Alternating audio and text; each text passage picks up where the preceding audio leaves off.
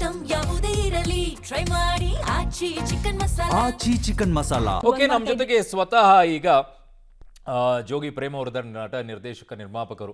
ನಮಸ್ಕಾರ sir. Sir ನಮಸ್ಕಾರ sir. ಚೆನ್ನಾಗಿದ್ದೀರಾ? ಚೆನ್ನಾಗಿದ್ದೀರಾ? ಚೆನ್ನಾಗಿದ್ದೀನಿ ಸರ್. ನಾನು ಈ ಹಾಡನ್ನ ಕೇಳಿಸಿಕೊಂಡ ಮೇಲೆ ಅನಿಸ್ತಾ ಇದೆ, ನಾನು ಜೋಗಿಯಲ್ಲಿ ಪ್ರೇಮ್ ಅವರು ಬರೆದಂತಹ ತಾಯಿಯ ವಿಚಾರದಲ್ಲಿ ಆ ಭಾವನೆಗಳು, ಸೆಂಟಿಮೆಂಟು ಈಗಲೂ ನನ್ನ ಮನಸ್ಸಲ್ಲಿ ಹಾಗೆ ಉಳ್ಕೊಂಡಿದೆ. ಅದು ತುಂಬ ಟಚ್ ಆಗುತ್ತೆ. ಆದರೆ ಪ್ರೇಮ್ ಅವರಿಂದ ನಾನು ಈ ನಿರೀಕ್ಷೆಯನ್ನ ಮಾಡಲಿಲ್ಲ. ದ್ವಂದ್ವ ಅರ್ಥದಲ್ಲಿ ಬರೆಯುವಂತ ಅಗತ್ಯತೆ ಇತ್ತಾ ನಿಮಗೆ ಅಂತ? ಇಲ್ಲ, ಅದು ನಾಟ್ಲಕ್ಕೆ ದೊಂದು ಅರ್ಥ ಅಂತ ಏನು ಬರಲ್ಲ. ಅದು ನನಗೂ ಸಾಂಗ್ ಬರಿಬೇಕಾದ್ರೆ ನಾನು ಸಾಮಾನ್ಯವಾಗಿ ನಾನು ಯಾರಿಗೂ ಹರ್ಟ್ ಮಾಡ್ಕೊಂಡು ಯಾರಿಗೂ ನಿಮ್ಗೆ ಕೇಳೇ ಇದ್ದೀರಾ ನನ್ನ ಸಾಂಗ್ಸ್ಗಳು. ಕೇಳಿದ್ದೀನಿ. ನಾನು ಕರಿಯರ್ ಸಿನಿಮಾದಿಂದ ಕೆಲಸ ಮಾಡ್ಕೊಂಡು ಇವತ್ತಿನವರೆಗೂ ತುಂಬಾ ಸಾಂಗ್ಸ್ಗಳನ್ನ ತುಂಬಾ ಜಗತ್ತಿಗೆ ಬುದ್ಧಿನೂ ಹೇಳ್ತೀನಿ, ಅದ್ರಲ್ಲಿ ರಾ ಮೆಟೀರಿಯಲ್ ಹೇಳ್ತೀನಿ, ಅದ್ರಲ್ಲಿ ನಿಮ್ಗೆ ತುಂಬಾ ಎಮೋಷನ್ಸ್ ಕನೆಕ್ಟ್ ಮಾಡ್ತೀನಿ. ಸೊ ಸ್ವಾಮಿ ಹಿಂಗಿದೆ ಜೀವನ ಅಂತಾನು ಹೇಳ್ತೀನಿ. ಬಟ್ ಈ ಸಾಂಗ್ ಪರ್ಟಿಕ್ಯುಲರ್ ಈ ಸಾಂಗ್ ಬರಿಬೇಕಾದ್ರೆ ನಾನು ಒಂದು ಬಾಟ್ಲು ಒಂದು ಉಪ್ಪಿನಕಾಯಿ ಇಟ್ಕೊಂಡು ಬರ್ದಿದ್ದೆ ಆಕ್ಚುಲಿ. ಅಲ್ಲ, ನಾವು ಕೇಳಿಸ್ಕೊಂಡೆ, ನಾನು ಪೂರ್ತಿಯಾಗಿ ಕೇಳಿಸ್ಕೊಂಡೆ. ಬಟ್ ಅದು ಏನಾಗುತ್ತೆ, ನೀವು ಬಾಟ್ಲ್ ಹೇಳೋದಕ್ಕೆ ಹೋಗ್ಬಿಟ್ಟು ಅದು ದ್ವಂದ್ವ ಅರ್ಥವನ್ನ ಕೊಡ್ತಾ ಇದೆ. ಅರುಣ್ಜಿ ನಾನೇನ್ ಗೊತ್ತಾ ಅರುಣ್ಜಿ, ನೋಡೋ ದೃಷ್ಟಿ ನಾವು ಫಸ್ಟ್ ಆಫ್ ಆಲ್ ನೋಡೋ ಒಂದು ಹೆಣ್ಣುನ, ಈಗ ಒಂದು ತುಂಬಾ ಸುಂದರವಾಗಿ ಒಂದು ಹುಡುಗಿ ರಸ್ತೆಯಲ್ಲಿ ಹೋಗ್ತಾಳೆ ಅಂತಂದಾಗ ಒಂದು ಅದು ಸ್ಯಾರಿ ಹಾಕೊಂಡು ಉಟ್ಕೊಂಡು ಹೋಗ್ತಾಳೆ ಅಂದ್ರೆ ಅವಳ ನೋಡೋ ದೃಷ್ಟಿ ಹೆಂಗಿರುತ್ತೆ, ದೃಷ್ಟಿ ಕೋನ ಹೆಂಗಿರುತ್ತೆ ಅನ್ನೋದು ಇಂಪಾರ್ಟೆಂಟ್ ನಮ್ಗೆ. ಅಂದ್ರೆ ನೋಡಿದ ತಕ್ಷಣ ವಾ ಎಷ್ಟು ಚೆನ್ನಾಗಿದಳ ಅನ್ನೋದು ಒಂದು ಬೇರೆ ಕಲ್ಪನೆಗಳು. ಇನ್ನೊಂದು ಬೇರೆ ಕಲ್ಪನೆಗಳು ಅಂದ್ರೆ ಈ ತರ ನಾವು ನೋಡೋ ದೃಷ್ಟಿ, ಕೆಟ್ಟ ದೃಷ್ಟಿಲಿ ನೋಡಿದಾಗ ಅದು ಕೆಟ್ಟದೇ ಕಾಣುತ್ತೆ, ನಾವು ಒಳ್ಳೆ ದೃಷ್ಟಿ ನೋಡಿದಾಗ ಒಳ್ಳೇದೇ ಕಾಣುತ್ತೆ. I agree Prem sir. ಏನಾಗುತ್ತೆ, ಐಟಮ್ ಸಾಂಗ್ ವಿಚಾರದಲ್ಲಿ ನೀವು ಬರಿಬೇಕಾದಂಥ ಟೈಮಲ್ಲಿ ನೀವು ಸೆರಗಾ ಸರ್ಸೆ ಅಂತ ಹಾಕ್ತೀರಾ ನೀವು ಸೀರೆದು. ಅದಾದ ನಂತರ ನೆಕ್ಸ್ಟ್ ಬಾಟಲ್ ಬಂದಾಗ ನೀವು ಮೇಲೆತ್ತಿ ಕೆಳಗೆ ಇಳಿಸಿ ತೊಟ್ಟಿಕ್ಕದಂತೆ ಒಳಗೆ ಇಳಿಸಿ, ಏನಾದ್ರೂ ಅರ್ಥ ಆಗುತ್ತೆ? ದ್ವಂದ್ವ ಅರ್ಥ ಕೊಡಲ್ವಾ? ಇವಾಗ ನೋಡಿ ಅದನ್ನೇ ತಗೊಳ್ಳಿ, ಅದು ಲಾಸ್ಟ್ ವರ್ಗೂ ಬಾಟ್ಲ್ ಇದೆ ನೋಡಿ ಅಲ್ಲಿ. ಅದನ್ನೇ ಹೇಳ್ತಾ ಇದೀನಿ. ಆರಂಭದಲ್ಲೆಲ್ಲ ಬೇರೆ ಹೇಳ್ಬಿಟ್ಟು ಲಾಸ್ಟಿಗೆ ಬಾಟ್ಲ್ ಸೇರಿಸ್ಬಿಟ್ರೆ ದ್ವಂದ್ವ ಅರ್ಥ ಅಲ್ವಾ? ಆರಂಭದಲ್ಲೇನೆ ಅರುಣ್ಜಿ, ಆರಂಭದಲ್ಲೇ ನೀವು ಬಾಟಲ್ ಮೇಲೆ ಎತ್ತಿಂದಾಗ ಸೊ ಅದಕ್ಕೆ ಅದು ಥ್ರಿಲ್ಲೇ ಇರಲ್ಲ ಸಾಂಗ್ಗೆ. ಆಮೇಲೆ ಅದು ವಲ್ಗಾರಿಟಿನೂ ಇಲ್ಲ. ಫಸ್ಟ್ ಆಫ್ ಆಲ್ ಅದು ಲಾಸ್ಟ್ ಅಲ್ಲಿ ಬರುತ್ತೆ ತಿರ್ಗಾ ನೋಡಿ ನಿಮ್ಗೆ ಬಾಟಲ್. I agree. ಒಂದು ಸಾಹಿತ್ಯ ಅಂದ್ರೆ ಹಿಂಗೆ ಬರಿಬೇಕು ಅಂತ ಏನು ನನ್ಗೇನು ಅಂತಂದ್ರೆ, ಜೋಗಿ ಪ್ರೇಮ್ ಅವ್ರಿಗೆ ಈ ಮಟ್ಟದಲ್ಲಿ ಬರಿಬೇಕು ಅಂತ ಅನಿವಾರ್ಯತೆ ಇತ್ತ? ನಂಗೇನೋ ಇಲ್ಲ ಅನ್ಸುತ್ತೆ. ಆ ಸಿಚುವೇಶನ್ಗೆ ಈಗ ನಾನು ಹಿಂದೆ ಅಣ್ಣ ತಮ್ಮ ಜೋಡಿ ತಕೊಂಡು ಆ ತರದೆಲ್ಲ ಬತ್ತು ಸಾಂಗ್ಸ್. ಓಕೆ, ಅದೆಲ್ಲ ತುಂಬಾ ಇದಾಯ್ತು. ನಾನು ಹೇಳೋದು ಪ್ರತಿಯೊಂದು ಸಿಚುವೇಶನ್ ಅದರದ್ದೇ ಒಂದು ನಾವು ಸಿನಿಮಾಗಳು ಮಾಡ್ಬೇಕಾದ್ರೆ ಆ ಸಿಚುವೇಶನ್ಗೆ ಸಾಂಗ್ ಬರೀತೀವಿ. ಅಲ್ಲ ಕರೆಕ್ಟ್. ನೀವು ಪ್ರತಿಯೊಂದು ಹಾಡು ಬರ್ದಾಗ್ಲೂನು ಪ್ರೇಮ್ ಸರ್, ನೀವು ಪ್ರತಿಯೊಂದು ಹಾಡು ಬರ್ದಾಗ್ಲೂನು ಎಂಥ ಟಚ್ ಆಗೋ ರೀತಿಯಲ್ಲಿ ಹಾಡು ಬರೀತಾರಪ್ಪ ಇವರು, ಎಂತೆಂಥದ್ದು ಹುಡುಕ್ತಾರೆ ಇವರು ಅಂತ ಅನಿಸುತ್ತೆ. ಬಟ್ ಫಸ್ಟ್ ಟೈಮ್ ನನಗೆ ಅನಿಸ್ತಾ ಇದ್ದಿದ್ದು ಪ್ರೇಮ್ ಸರು ಯಾಕೆ ಹಿಂಗೆ ಹೋಗ್ಬಿಟ್ರು ಅಂತ ನನಗನಿಸ್ತಾ ಇದೆ. Personally I am feeling. ನಾನು ಅವ್ರವರ ನೋಡೋ ದೃಷ್ಟಿ, ಈಗ ಮೀಸೆ ಹೊತ್ತವರಿಗೆಲ್ಲ ನಾನೊಂದು ಕ್ವಶನ್ ಕೇಳಂದ್ರೆ ಮನೇಲಿ ಎಲ್ಲ ಇದ್ರು ಯಾಕೆ ನನ್ನ ಹತ್ರ ಬರ್ತೀರಾ ಅಂದ್ರೆ ಅದು ಬುದ್ಧಿ ಹೇಳ್ದಂಗಲ್ವಾ ಹಂಗಿದ್ರೆ ಲೆಕ್ಕ ಹಾಕಲಿ. ಅದು ನಾವು ಬುದ್ಧಿ ಹೇಳ್ದಂಗೆ ತಾನೆ. ನಾವು ಏನೇ ಹೇಳಿದ್ರು ಪ್ರೇಮ್ ಸರ್, ಸಮಾಜದಲ್ಲಿ ಏನಾಗ್ಬಿಟ್ಟಿದೆ ಅಂದ್ರೆ ಯುವಕರು ಮೊದಲೇ ದಾರಿ ತಪ್ಕೊಂಡು ಹೋಗ್ತಾ ಇದ್ದಾರೆ, ಎಲ್ಲೆಲ್ಲೋ ಯಾವ್ಯಾವುದೋ ದಿಕ್ಕಿಗೆ ಹೋಗ್ತಾ ಇದ್ದಾರೆ. ಅದರಲ್ಲೂ ಈ ತರ ನಾವು ದ್ವಂದ್ವ ಅರ್ಥದಲ್ಲಿ ಹೇಳಕ್ ಶುರು ಮಾಡ್ಬಿಟ್ರೆ ಏನ್ ಪರಿಸ್ಥಿತಿ ಆಗುತ್ತೆ ಸರ್? ನೀವು ಎಂತೆಂತ ಮೆಸೇಜ್ಗಳನ್ನ ನೀವು ಮೂವಿಗಳಲ್ಲಿ ಎಂತೆಂತ ಮೆಸೇಜ್ಗಳನ್ನ ಕೊಟ್ಟಿದ್ದೀರಾ ನೀವು, ಯಾಕೆ ಬೇಕಿತ್ತು ನಿಮಗೆ ಅಂತ? ಇದು ಅಷ್ಟೇನೆ ಅರುಣ್ಜಿ, ಏನ್ ಗೊತ್ತಾ ಅರುಣ್ಜಿ, ಇದು ಮಾಡಿರೋದು ನಾವು ಯಾವ ದೃಷ್ಟಿಕೋನದಲ್ಲಿ ನೋಡ್ತೀವಿ ಅನ್ನೋದು ಬಿಟ್ರೆ ನಾಟ್ಲಕ್ಕೆ ಎನಿ ಅದರ್ ಇದೇ ಇಲ್ಲ. ಆಮೇಲೆ ಅದು ತಲೆ ಮೇಲೆ ಬಾಟ್ಲ್ ಇಟ್ಕೊಂಡು ಡ್ಯಾನ್ಸ್ ಮಾಡೋದು, ತಲೆ ಮೇಲೆ ಅದನ್ನ ಸಿನಿಮಾ ನೋಡಕ್ ಮುಂಚೆನೆ, ಸಾಂಗ್ ಬರಕ್ ಮುಂಚೆನೆ ಈ ತರ ಇದ್ ಮಾಡಿದಾಗ ಅದೇನಾಗುತ್ತೆ, ಈಗ ಸಾಂಗ್ ಬಂದ್ಬಿಟ್ಟು ಬಾಟ್ಲ್ ಎತ್ಕೊಂಡು ಡ್ಯಾನ್ಸ್ ಮಾಡ್ತಾಳೆ ಅವಳು, ಬಾಟ್ಲ್ ಎತ್ಕೊಂಡು ಡ್ಯಾನ್ಸ್ ಮಾಡ್ಬೇಕಾದ್ರೆ ಅದ್ರ ಮೀನಿಂಗ್ ಇದೆ ಅದು. ಆಮೇಲೆ ಇಲ್ಲೂ ಅಷ್ಟೇ ವಲ್ಗಾರಿಟಿ ಇಲ್ಲ. ಅಲ್ಲಿ ಸಿನಿಮಾ ನೋಡೋ ಸಾಂಗ್ ಬರಕ್ ಮುಂಚೆನೆ ಆತರ ಬಿಹೇವ್ ಮಾಡಿದಾಗ ಏನಾಗುತ್ತೆ, ಅದು ಯಾಕೆ ಈ ತರ ಮಾಡ್ತಿದ್ದಾರೆ ಅಂತ ಅನ್ಸುತ್ತೆ ನನ್ಗೂ. ಈಗ ನಾವೇನು ತೀರಾ ವಲ್ಗಾರಿಟಿ, ಈಗ ತುಂಬಾ ಕೆಟ್ಟದಾಗೆಲ್ಲ ಸಾಂಗ್ಗಳು ಬರ್ತಿದ್ದಾರೆ. ಹಳೆ ಹಾಡುಗಳಲ್ಲೂ ಕೇಳಿದ್ದೀನಿ, ಹಳೆ ಹಾಡುಗಳಲ್ಲಿ ದ್ವಂದ್ವ ಅರ್ಥದಲ್ಲಿರುವಂತದ್ದು ಬಹಳ ಇದಾವೆ, ಬಹಳ ಇದಾವೆ. ಅದಾನ ಇಲ್ಲ ಅಂತ ಹೇಳಿ. ಆಮೇಲೆ ಉತ್ತರ ಕರ್ನಾಟಕದಲ್ಲಿ ಹೋಗ್ಬಿಟ್ರಂತೂ ಈಗಂತೂ ಎಂತೆಂತ ಅಶ್ಲೀಲ ಶಬ್ದಗಳನ್ನ ಬಳಕೆ ಮಾಡಿ ಅದನ್ನ ಹಾಡುಗಳನ್ನ ರೆಡಿ ಮಾಡಿ ಬರಿತಾ ಇದ್ದಾರೆ. ಅವ್ರಿಗೆ ಯಾರು ಹೇಳೋರಿಲ್ಲ, ಯಾರು ಕೇಳೋರಿಲ್ದಂಗೆ ಆಗ್ಬಿಟ್ಟಿದೆ. ಐ ಎಗ್ರಿ. ಬಟ್ ನಾನ್ ನಿಮ್ಮಿಂದ ನಿರೀಕ್ಷೆ ಮಾಡಲಿಲ್ಲ ಅಂತ ನಾನು ಹೇಳೋದು. ಯಾಕೆ ಈ ಮಾತನ್ನ ಹೇಳ್ತಾ ಇದ್ದೀನಿ ಅಂದ್ರೆ ಪ್ರೇಮ್ ಸರ್, ಸಾರಿ ನಾನು ಯಾಕೆ ಹೇಳ್ತಾ ಇದ್ದೀನಿ ಅಂದ್ರೆ, ಮೊದಲೇ ಕೋತಿಗೆ ಶೆರೆ ಕುಡಿಸ್ಬಿಟ್ಟು ಚೇಳ ಕಡಿಸಿದಾಗ ಹೆಂಗ್ ಆಡ್ತಾರ ಹಂಗ್ ನಮ್ಮಿನ್ ಯುವಕರು ಆಡ್ತಾ ಇದ್ದಾರೆ. ಅವ್ರಿಗೆಲ್ಲ ಇಂತ ಕೊಟ್ಬಿಟ್ರೆ ಏನಾಗುತ್ತೆ ಸರ್? ಯಾವತ್ತೂ ಅಷ್ಟೇ, ಒಂದು ನಾನು ಲೈನ್ ಬರಿಬೇಕಾದ್ರೆ ಒಂದೇ ತಾಯಿಗೆ ಹುಡ್ತಾರೋ ತಾಯಿನ ಭಾಗ ಮಾಡ್ತಾರೋ ಅಂತ ಹೇಳ್ತೀವಿ. ಓಕೆ, ಸೊ ಇದರಲ್ಲಿ ಸರ್ಸೆ ನಿನ್ನ ಸರ್ಸೆ. ಬಟ್ ಏನಾಗುತ್ತೆ, ಒಂದೇ ಸಿಚುವೇಶನ್ಗೆ ಎಲ್ಲಾನು ಮಾಡಕ್ಕಾಗಲ್ಲ. ಸಾಹಿತ್ಯ ಅನ್ನೋದು ನಿಮ್ಗೆ ಗೊತ್ತಿದೆ. ಬಟ್ ಸಾಹಿತ್ಯ ಆ ತಕ್ಕಂತೆ, ಆ ಸಿಚುವೇಶನ್ ತಕ್ಕಂತೆ ಮಾಡ್ತೀವಿ ನಾವು ಪ್ರತಿಯೊಂದನ್ನು. ಒಂದು ಹೆಣ್ಣನ್ನ ವರ್ಣನೆ ಮಾಡ್ಬೇಕಾದ್ರೆ ಅಶ್ಲೀಲವಾಗಿ ವರ್ಣನೆ ಮಾಡ್ಲೇಬಾರ್ದು ಬೇಸಿಕಲಿ. ಸೊ ಅದನ್ನ ತುಂಬಾ ಮುದ್ದಾಗಿ, ತುಂಬಾ ವೈಭಿಕವಾಗಿ ಕವಿಗಳೆಲ್ಲ ವರ್ಣನೆಗಳು ಮಾಡ್ತಾರೆ. ಅವಳು ಹೋಗ್ತಾರೆ ನಡಿಗೆ, ಅವಳು ಸೊಂಟ, ಅವಳು ಇದು ಅಂತ ಎಲ್ಲ ಮಾತಾಡ್ತಾರೆ. ಬಟ್ ಯಾರು ವಲ್ಗಾರಿಟಿ ಮಾತಾಡಲ್ಲ. ಸೊ ನಾನು ಏನ್ ಮಾಡಿದೀನಿ, ನಾನು ಒಂದು ಬಾಟ್ಲ್ ಇಟ್ಕೊಂಡು ಅದು ಡ್ಯಾನ್ಸ್ ಮಾಡ್ತೀನಿ, ಬಾಟ್ಲ್ನ ಇಟ್ಕೊಂಡು ಅದನ್ನ ಸಾಂಗ್ಸ್ ಮಾಡಿದೀನಿ ಅದನ್ನ. ಸೊ ಅದನ್ನ ಇಟ್ಕೊಂಡು ಇವ್ರು ಇದನ್ ಮಾಡ್ತಿದ್ರೆ ನಾನು ನೋಡೋ ದೃಷ್ಟಿಕೋನ ನನ್ಗೆ ನಿಜವಾಗ್ಲೂ ನನ್ಗೆ ಅರ್ಥ ಆಗ್ತಿಲ್ಲ. I don't know. ನನ್ಗೆ ಇವತ್ತು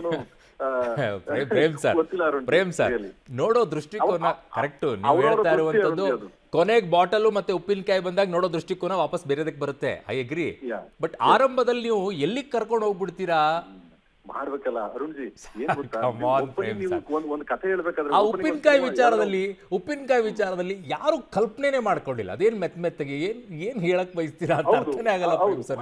ದಿಸ್ ಇಸ್ ದ ವರ್ಣನೆ ಅಲ್ಲ, ಅದು ಪ್ರತಿಯೊಂದು ವರ್ಣನೆ ಅಲ್ವಾ ಅದು. ಸೊ ಪ್ರತಿಯೊಂದು ವರ್ಣನೆ ಮಾಡ್ತೀವಿ. ಉಪ್ಪಿನಕಾಯಿ ನೀವು ಮುಟ್ಬೇಕಾದ್ರೆ ತಗೊಳ್ಬೇಕಾದ್ರೆ ಹೆಂಗಿರುತ್ತೆ ಉಪ್ಪಿನಕಾಯಿ, ಅದು ತಿನ್ಬೇಕಾದ್ರೆ ಹೆಂಗಿರುತ್ತೆ. ಆಮೇಲೆ ಎಣ್ಣೆ ಹೊಡ್ಬಿಟ್ಟು ಬಾಟ್ಲ್ ಎಣ್ಣೆ ಹೊಡ್ಕೊಂಡು ಆಹಾ ಅಂತ ನೆಕ್ತಾರೆ ಬಾಟ್ಲ್ ಎಣ್ಣೆ ಹೊಡ್ಕೊಂಡು.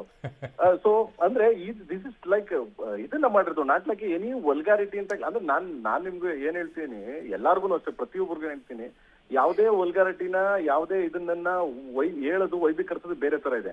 ಇದನ್ನ ಒಂದು ಬಾಟ್ಲು, ಆಮೇಲೆ ಒಂದು ಉಪ್ಪಿನಕಾಯಿ ಇಟ್ಕೊಂಡ್ ಬರ್ತಿದೀವಿ. ಆಮೇಲೆ ಗಂಡಸು ಹೊರಗಡೆ, ಮನೆ ಹೊರಗಡೆ ಇರ್ಬೇಕಾದ್ರೆ ಹೊರಗಡೆ ಯಾಕೆ ಬೇಕು ನಿನ್ಗೆ ಅಂತಾನು ಹೇಳಿದೀನಿ, ಬುದ್ಧಿ ಹೇಳಿದೀನಿ. ಸೊ ಇಷ್ಟೆಲ್ಲ ಕಂಟೆಂಟ್ ಇಟ್ಕೊಂಡು ಮಾಡಿರೋದು. ಆಮೇಲೆ ಎಲ್ಲದಕ್ಕಿಂತ ಹೆಚ್ಚಾಗಿ ಬಾಟ್ಲನ್ನ ತಲೆ ಮಿಟ್ಕೊಂಡು ಡ್ಯಾನ್ಸ್ ಮಾಡ್ತಾರೆ. ಇನ್ನ ಸಾಂಗ್ ಬಂದಿಲ್ಲ, ಅದು ಒರಿಜಿನಲ್ ಸಾಂಗ್. ಇನ್ನ ಒರಿಜಿನಲ್ ಸಾಂಗ್ ಸಿನಿಮಾದಲ್ಲಿ ಬರುತ್ತೆ.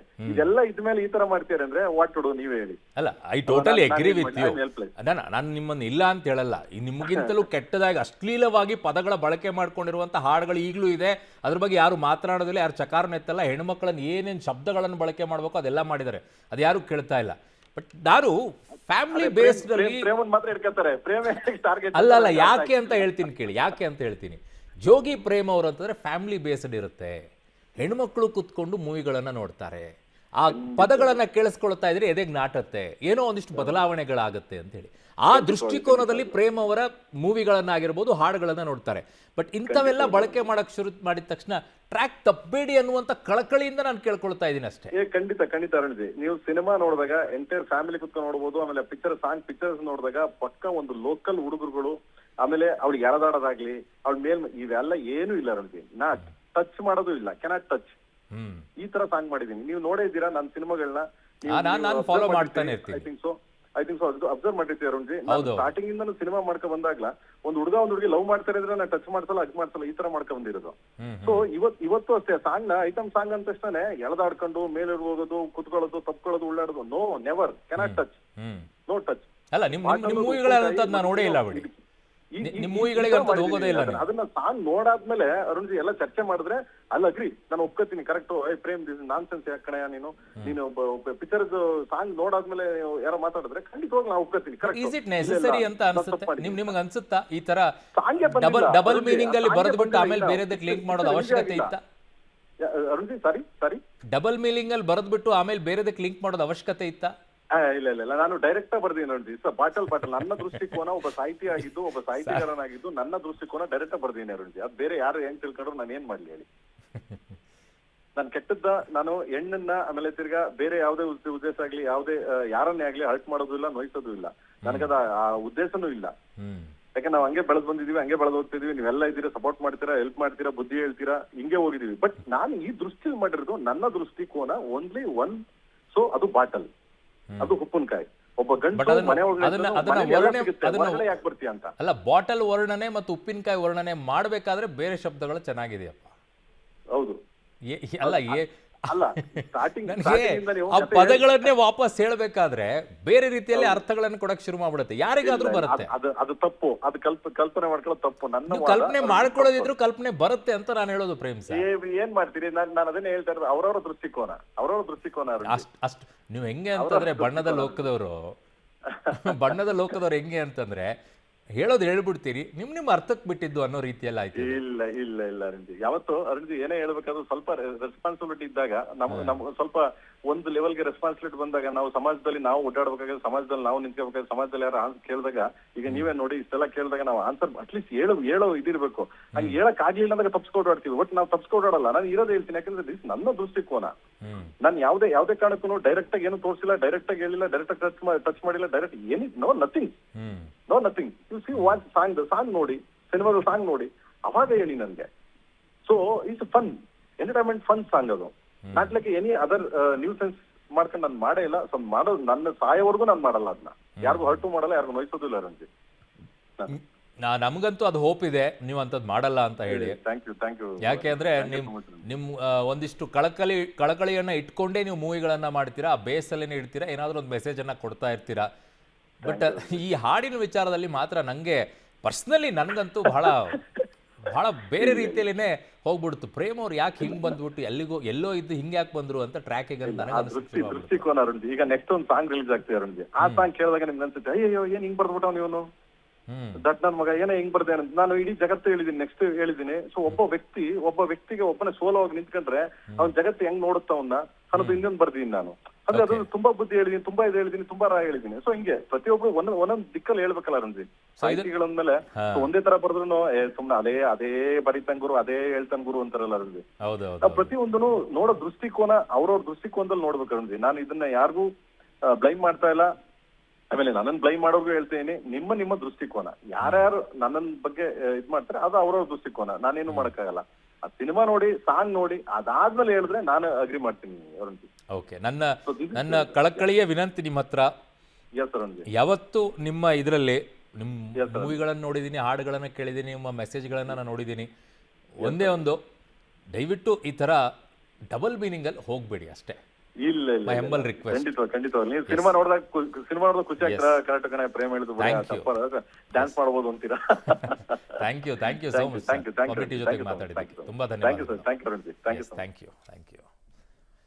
ಇದು ಈ ಮೂವಿಯ ವಿಚಾರದಲ್ಲಿ ಒಂದು ಹಾಡೇನು ಬಂತು, ಆ ಹಾಡಿನ ವಿಚಾರದಲ್ಲಿ ಕ್ಲಾರಿಫಿಕೇಶನ್ ಅನ್ನು ಅವರೇ ಕೊಟ್ಟಿದ್ದಾರೆ, ಜೋಗಿ ಪ್ರೇಮ್ ಅವರೇ, ನಿರ್ದೇಶಕರು.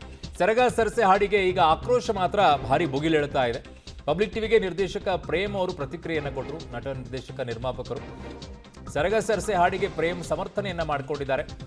ನಾನು ಆ ಅರ್ಥದಲ್ಲಿ ಬರ್ದಿಲ್ಲ, ನೋಡುವವರ ದೃಷ್ಟಿಕೋನದಲ್ಲಿ ಎಲ್ಲವೂ ಕೂಡ ಇದೆ ಅನ್ನುವಂಥದ್ದನ್ನು ಹೇಳಿದ್ದಾರೆ. ನೀವು ಮೂವಿ ನೋಡಿ, ಎಲ್ಲ ಪೂರ್ತಿಯಾಗಿ ಹಾಡು ಬಂದ ನಂತರ ನೋಡಿ, ಅದರ ಅರ್ಥ ಬೇರೆ ಇರುತ್ತೆ ಅಂತ ಅವರು ಸ್ಪಷ್ಟೀಕರಣವನ್ನು ಕೊಟ್ಟಿದ್ದಾರೆ. ನನ್ನ ಭಾವನೆಯಲ್ಲಿ ಅಪಾರ್ಥ ಇರಲಿಲ್ಲ, ನಾನು ಯಾವತ್ತೂ ಆ ರೀತಿಯಾಗಿ ಮಾಡೋದಿಲ್ಲ ಅಂತ ಅವರ ಮಾತುಗಳು. ನನಗೆ ಯಾರನ್ನೂ ಕೂಡ ಬೇಸರ ಮಾಡುವ ಉದ್ದೇಶ ಇರಲಿಲ್ಲ ಅನ್ನೋದನ್ನು ಪಬ್ಲಿಕ್ ಟಿವಿ ಜೊತೆಗೆ ನಟ, ನಿರ್ದೇಶಕ, ನಿರ್ಮಾಪಕ ಜೋಗಿ ಪ್ರೇಮ್ ಅವರು ಮಾತನಾಡ್ತಾ ಆ ಬಗ್ಗೆ ಸ್ಪಷ್ಟೀಕರಣವನ್ನು ಕೊಟ್ಟಿದ್ದಾರೆ.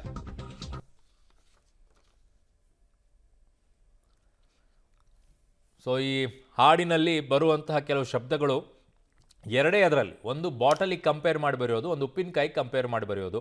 ಅದನ್ನು ವರ್ಣನೆ ಮಾಡಬೇಕಾದ್ರೆ ಹೇಳೋದಿದೆಯಲ್ಲ, ಅವಾಗಲೇ ಒಂದಿಷ್ಟು ಶಬ್ದಗಳು ಬೇರೆ ಎಲ್ಲೋ ಕಲ್ಪನೆಯನ್ನು ಉಂಟು ಮಾಡಿ ವಾಪಸ್ ಬಾಟ್ಲಿಗೆ ಬರುತ್ತೆ. ಅದು ಉಪ್ಪಿನಕಾಯಿ ವಿಚಾರದಲ್ಲೂ ಅಷ್ಟೇ, ಬೇರೆ ಎಲ್ಲೋ ಕಲ್ಪನೆಗೆ ಹೋಗ್ಬಿಟ್ಟು ಬೇರೆ ಬರುತ್ತೆ. ಈಗಿರುವಂಥ ಯುವಕರೇ ಮೊದಲೇ ಹಾದಿ ತಪ್ತಾ ಇದ್ದಾರೆ. ಹಾಗಾಗಿ ಇಂಥ ದ್ವಂದ್ವಾರ್ಥಗಳು ಬಂದಾಗ ಏನಾಗುತ್ತೆ ಅನ್ನೋದಷ್ಟೇ ನಮ್ಮ ಕಳಕಳಿ ಇದು.